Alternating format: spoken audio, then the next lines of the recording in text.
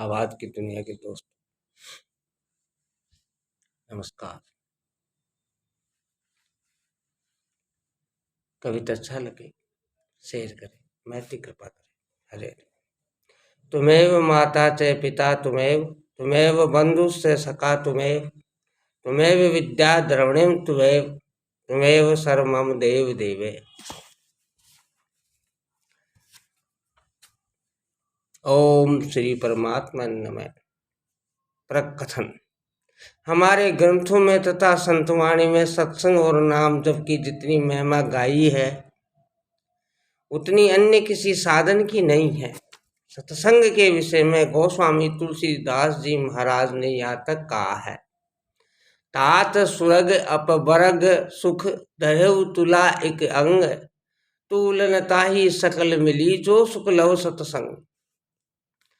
पुण्य पुंज बिन मिलहि न संता, सत्संगति संसति करे अंता, सत्संगत मुद मंगल मूला, सोई फल सिद्धि सब साधन फूला। आवाज की दुनिया के दोस्तों, सत्कर्म, सत चर्चा, सचिंतन और सत्संग ये चार उत्तरोत्तर श्रेष्ठ साधन हैं। जीवन मुक्त तत्वज्ञ भगवत प्रेमी संत का संग सानिध्य ही वास्तव में सत्संग कहलाता है। इसके अतिरिक्त सत्य चर्चा होती है, सत्संग नहीं। वर्तमान में लोग प्राय सत्य चार को ही सत्संग मानकर संतोष कर लेते हैं।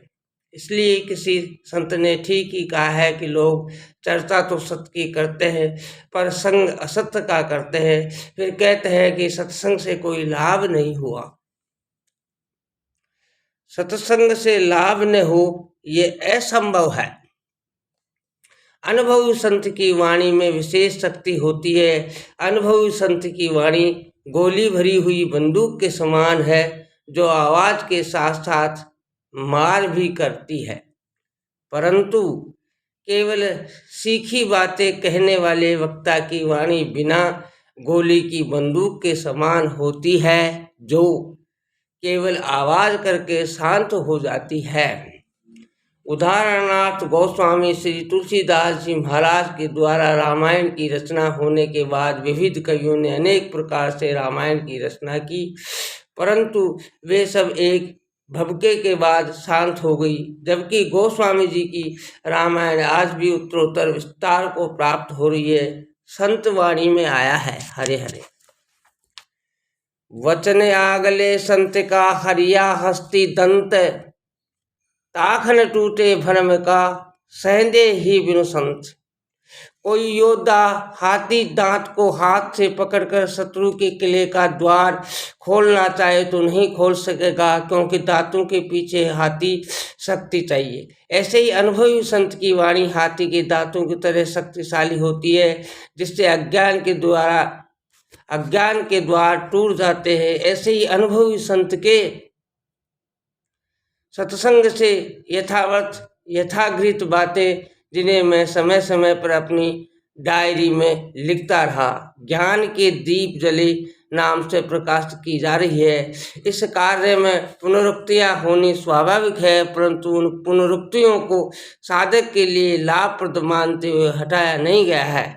शुक्ल यजुर्वेद संहिता के उवट भाषा में आया है, संस्कार उज्जवलार्थ हितम च पथ्यम च पुनम पुनर्पदिशमानम न दोषाये भवति। संस्कार को उद्बुद्ध करने के उद्देश्य से हित तथा पथ्य की बात का बार बार उपदेश करने में कोई दोष नहीं है।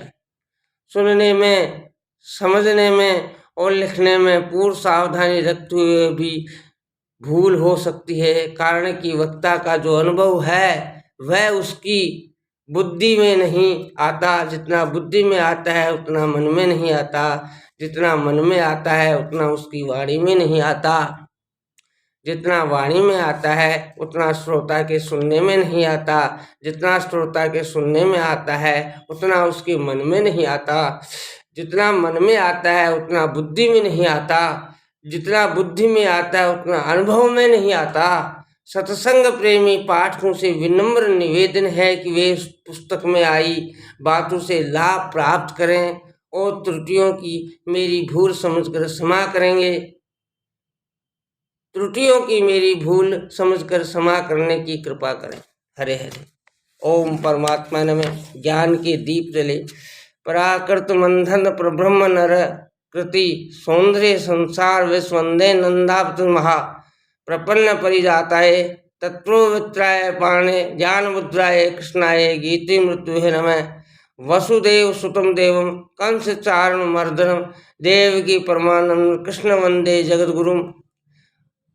मसी भूषी करान वनिर दा भात पीताम्बर धरुण बिंबिम फलाधरोष्टात् पूर्णेन्दु सुंदर मुखादरविंदी नेत्रात् कृष्णात् प्रमुखिमपि तत्व न जाने।